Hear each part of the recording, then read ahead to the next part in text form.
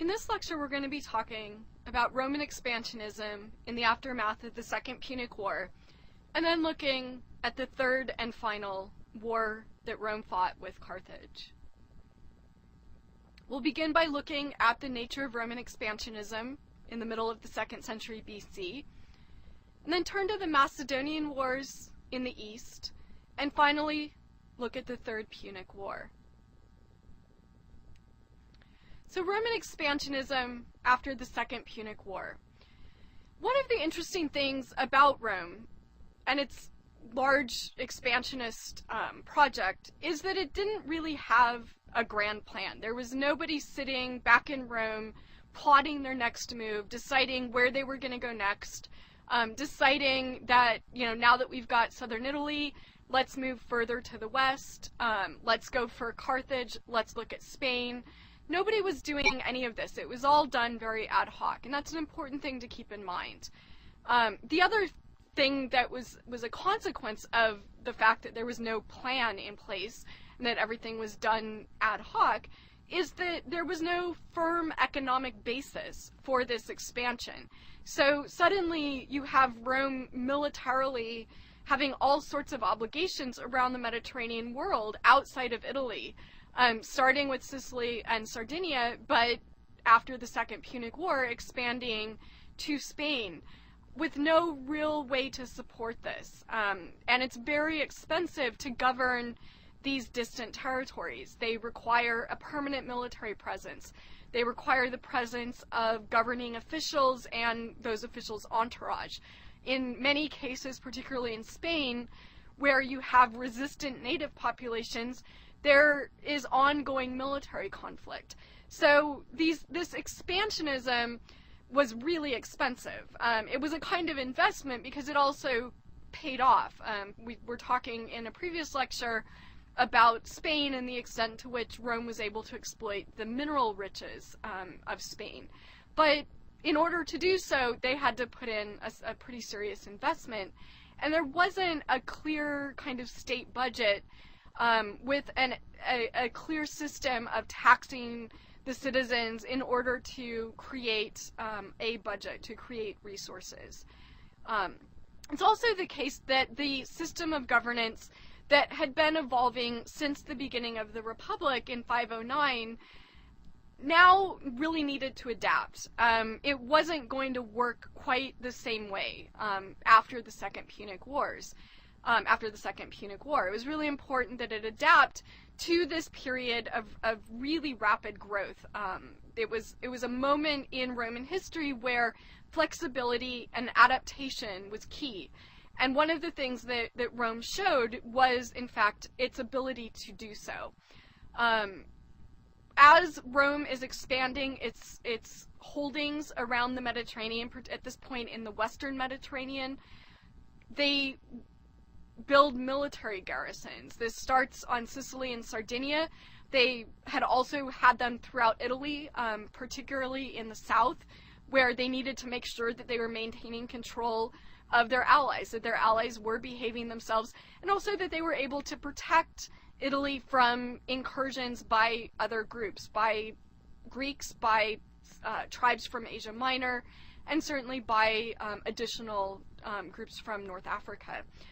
But the maintenance of these military garrisons was very expensive, not just because you had to fund soldiers who would occupy them annually, but also just the resources to maintain the buildings. There was also, at this point then, a need for a much larger bureaucracy to manage all of this, to keep track of everything. So as Rome expands, suddenly the need for the bureaucratic regime or support for this expansion rose dramatically. One of the things that emerges in this period then is a system of taxation. So previous to the period up to the Second Punic War, Rome didn't actually levy taxes, particularly not on the cities that it conquered and not on its own citizens. So people were expected to, if they were soldiers, to self-support, to pay for their arms and so forth. But as we now get into a period where you have a permanent military, the need for a much larger bureaucracy, one of the things that Rome discovers is we really need to have a system of taxation. And the other thing that they establish at this time is the system of the publicani. And we'll return to the publicani several times throughout the semester. But the publicani, in basic terms, were private contractors, something like Blackwater, the kinds of private contractors that Americans are sending to the Middle East now to do the same kinds of things that the army could do. Not necessarily to fight in battle. These aren't mercenary soldiers, but they're contractors who are meant to farm land, to collect taxes, and so forth, to, in essence, engage in sort of the matters of maintaining the Roman presence in all non-military aspects. And these contractors also would lease land and then pay a kind of rent to the Roman government for the lease of state land. So what we want to look at now is what the consequences were for the magistrates, that is, the office holders, and also for the generals, the consuls who were leading the army. What did this expansionism do to change their jobs, to make things more challenging, but also to open up opportunities? So, first of all, campaigning.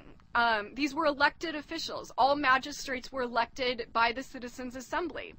And so one of the things that they had to do was engage in open campaigning with the voters. Most of these voters are in Italy.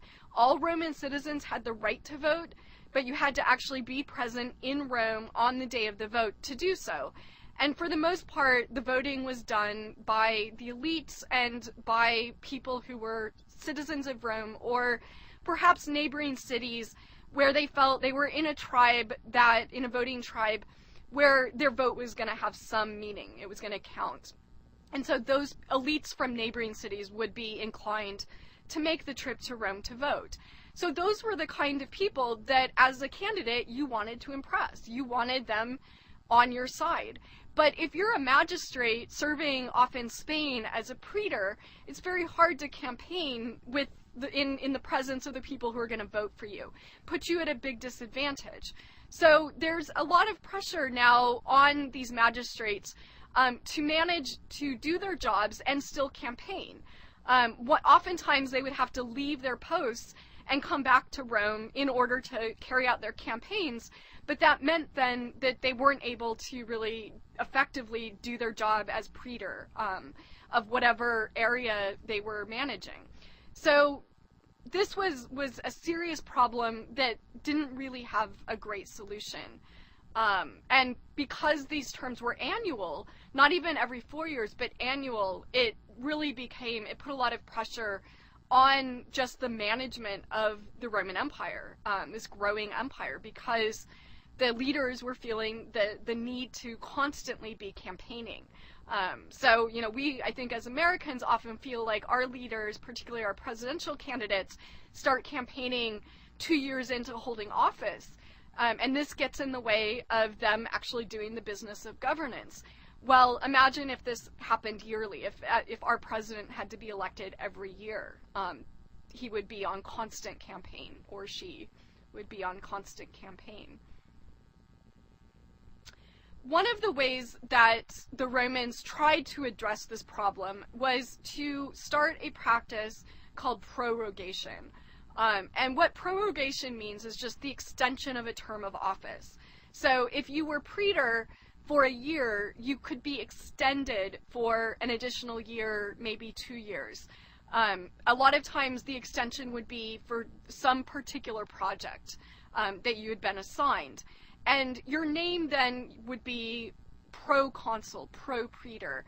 So in inscriptions, in our histories, we see many people being described with these terms with pro attached to their office. And all that meant was that they weren't technically the consul or the praetor that year. They hadn't been elected that year, but rather some previous year, usually the year before. As we get into the later Republic, these terms of prorogation will be much more extensive. But in this period, in the 3rd century and 2nd century, it's really a period where prorogation was used as minimally as possible, but really to directly address this problem of magistrates needing to campaign for office. So if you were the praetor, you were not elected consul that year, you might have your term as praetor extended so that you served again as the pro-praetor to finish up business that you had started during your term of office. One of the consequences of not just the sort of lack of oversight that was created by this growing empire without a bureaucracy to manage it, but also the fact that we now have wars being waged very far from Rome, is that the generals, that is the consuls, have much more freedom. They're now allowed to negotiate treaties and to make alliances.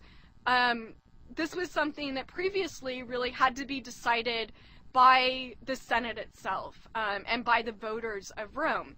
But now it's something that a consul leading an army can just decide on his own. Say, you know, I feel like making a treaty with this army that I'm fighting, and has to take that treaty back to the Senate for ratification, but gives the general then tremendous power to basically negotiate on personal terms with his rival general, so with the enemy general. But it gives these generals a lot more freedom and a much higher profile than they previously had, where they were very much subordinate. They were cogs in the machine of Roman governance, and now these cogs kind of take on an identity of their own, and we'll see the consequences of this as we proceed through the Republic. These treaties and alliances had to be ratified by the Senate. The Senate didn't always ratify them. So there are examples that our historians tell us where a general will make a treaty, will negotiate terms that the Senate doesn't like, and the Senate says, sorry, no dice. But, you know, nonetheless, it was very possible for these generals to engage kind of on their own terms rather than really as representatives of Rome itself. And one of the consequences of generals having more power is the fact that the loyalty of armies begins to shift away from this sort of abstract state loyalty. So just, I'm a Roman citizen serving in the army of Rome, to much more loyalty towards individual generals. So I am a soldier of a certain individual, and the armies would be loyal to the end to that individual and not necessarily see themselves first and foremost as Roman citizens, as Roman soldiers, but rather they would see themselves as soldiers of particular generals. And again, we'll see as we get into the later Republic, this shift of loyalty, the emergence of powerful generals, has really severe consequences for the Republic itself. It's also in the period after the Second Punic War that Rome starts to need to make decisions about what kind of interventions it wants to make in the East, in the Greek East and in Asia Minor.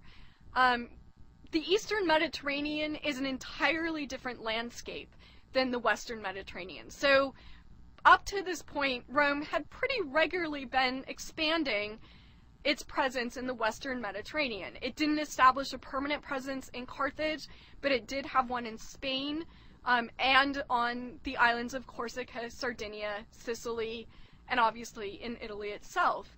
But up to this point did not have any kind of permanent presence in the Greek East, in Greece, in the Balkans, and Asia Minor. And part of this is just the landscape and makeup of that part of the world. The Eastern Mediterranean was much more complex. It was much more diverse. It was made up much more of ethnic tribes than the Western Mediterranean, where we have the rise of city-states fairly early on. So it was more complicated to maintain a solid military presence in the Eastern Mediterranean, particularly at this time where Rome isn't quite big enough. It doesn't really have the military might to spread its resources so thin. And for the most part, at this point, at the end of the Second Punic War, what Rome is interested in is not in having a permanent presence in the East, but rather in intervening at key moments and making it clear that their authority needed to be respected, that they needed to be consulted, and that they needed to be taken seriously as a force that, if they were wronged, would make war on Eastern states. And what they were particularly interested in was having access to natural resources in the Greek East. So ways of, again, continuing to build up their own cash reserves, their own ability. They were interested in maintaining trade routes in the East. But importantly, not in setting up military garrisons, in having a permanent military presence, in having Greek cities be loyal to Rome, turning Greek cities into Roman cities. That wasn't anything that was of any interest to the Roman governing class at this point. So one important set of events that Rome has to sort of take seriously in the aftermath of the Second Punic War is a series of moves by Philip. Philip is the leader of Macedon, and Philip is interested in expanding his power into Greece. And the Romans end up having to make some choices about exactly how much they want to deal with Philip and how much they want to forestall his attempts to take advantage of Greek resources, to take control of Greek resources. So the Romans engage in a series of wars. They seem to like their wars in threes for some reason. So again, we'll have 3 Macedonian wars. The First Macedonian War is very directly connected to the Second Punic War. After Cannae, when the Romans had been just absolutely devastated by Hannibal, Philip sees an opportunity. So it wasn't just the cities in southern Italy that saw an opportunity to go over to Hannibal. Philip also sees an opportunity to really go after the Romans and to join forces with Hannibal to do so. And so he attempts to form an alliance with Hannibal at this point. He's doing this largely because he sees that Rome is growing, that it's an important power, and it's really a way of trying to cut Rome off at the knees.